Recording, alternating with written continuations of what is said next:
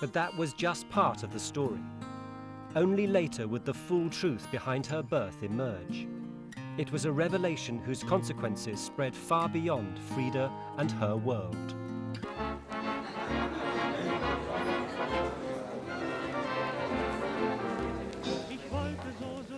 Throughout Norway, young women had been seduced by German soldiers during the war.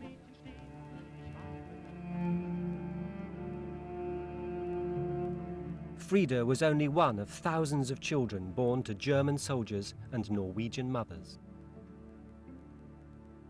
By the end of the war, there may have been as many as 10,000 of them. For the young Norwegian women, the babies were the result of a love affair. But for the Nazis, these births were far from accidental. They were part of a carefully drawn Nazi plan, the biggest human experiment the world has ever seen.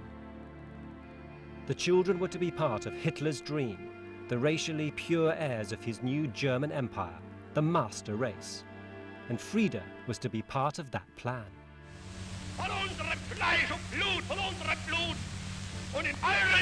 In 1935, Hitler translated his master race theory into law. From then on, Germany was subject to a program of racial selection based on the belief that Aryans were genetically superior.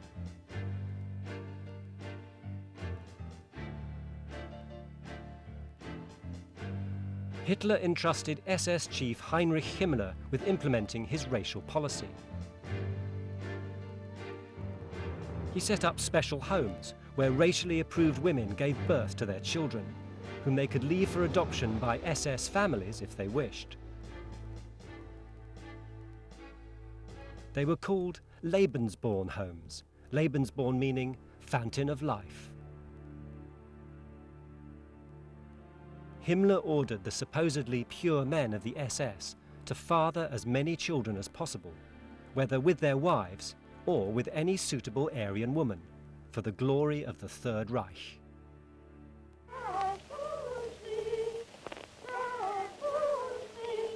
There was a sinister urgency to the Lebensborn project.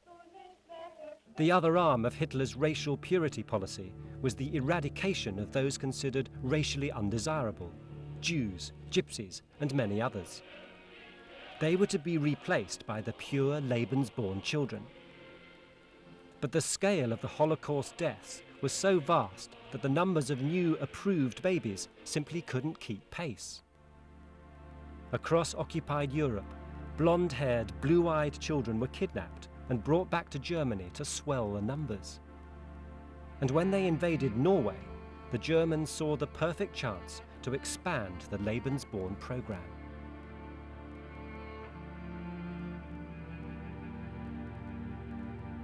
The circumstances were ideal. A population of racially valuable young Aryan women and 400,000 German soldiers who could sleep with local women not just without recrimination, but out of patriotic duty. In other occupied countries, German soldiers were forbidden to make friends with the locals. But in Norway, all soldiers, and especially officers like Alfred Haase, were under orders to sleep with and impregnate Norwegian women. Romance was an added bonus. All the Nazis had to do was provide a place for the women to give birth in safety and secrecy and let nature take its course.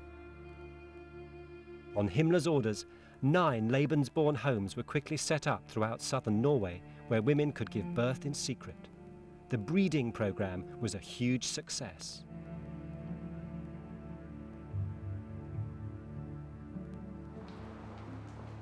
Gert Fleischer was one of the children to be born in a Norwegian Lebensborn home.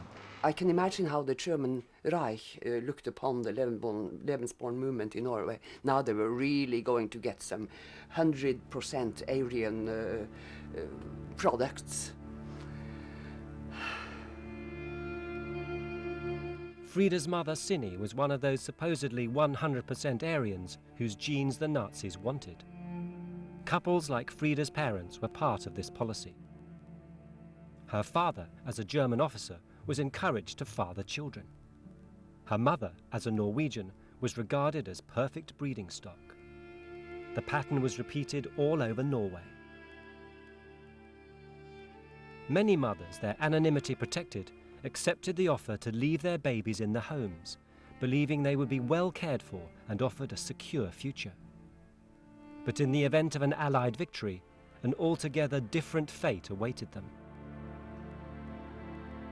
There was such a stigma attached to being involved with the Germans in any sort of way, and you know, being in a romantic relationship with a German soldier was just the biggest crime he could commit. Throughout the war, the Norwegian government in exile broadcast warnings to collaborators, especially those like Frida's mother, who had had affairs with German soldiers. We have previously issued a warning, and we repeat it here, of the price these women will pay for the rest of their lives. They will be held in contempt by all Norwegians for their lack of restraint.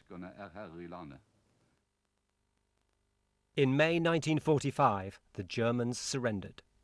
Himmler committed suicide, and the Lebensborn project came abruptly to an end. King Haakon and his government returned to Norway. A parade through the streets of Oslo marks the event. Norwegians rejoiced as the king returned from exile in London. But in Norway, thousands of half-German children found themselves in limbo.